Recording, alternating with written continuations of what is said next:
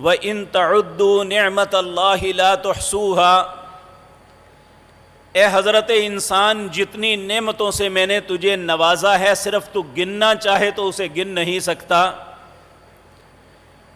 جن نعمتوں کو اللہ نے ہمیں عطا کیا ہے، ہر انسان کو بالعموم اور ہر مسلمان کو بالخصوص یہ بات یاد رکھ لینی چاہیے، اللہ کوئی چیز عطا کرتا ہے یا کوئی چیز واپس لیتا ہے، ہر دونوں حالتوں میں وہ انسان کو آزماتا ہے کہ اگر نعمت دی ہے تو یہ نعمت کا شکر ادا کرتا ہے یا کفر، اگر میں نے اس سے نعمت کو واپس لیا ہے یہ صبر کرتا ہے یا بے صبری کرتا ہے۔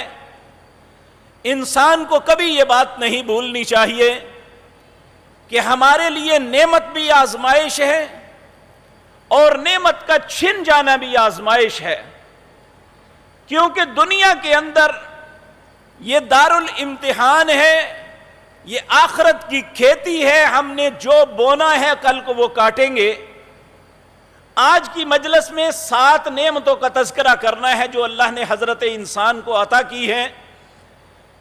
اب میں نے اور آپ نے اس بات کو سوچنا ہے کہ یہ نعمتیں مجھے یا آپ کو جو ملی ہوئی ہیں، ہم ان کا شکر ادا کر رہے ہیں، اللہ کی اطاعت اور فرما برداری میں انہیں استعمال کر رہے ہیں، یا انہیں منفی طریقے سے، غلط طریقے سے استعمال کر رہے ہیں اور اللہ کے عذاب یا اللہ کے غضب کے مستحق تو نہیں بن رہے۔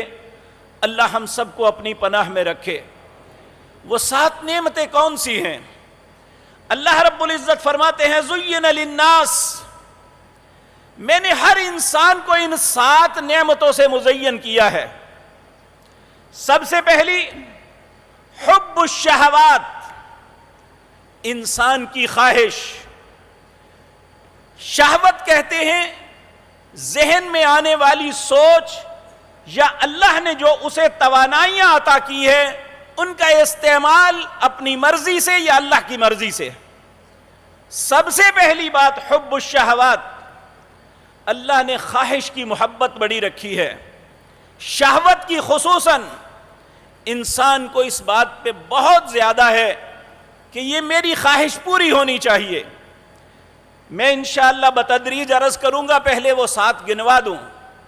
دوسرا والبنین، ہر انسان اگر اولاد نہیں ہے تو وہ تڑپتا ہوا اولاد مانگتا ہے، اگر اولاد مل جائے تو پھر وہ بیٹوں کا تصور رکھتا ہے۔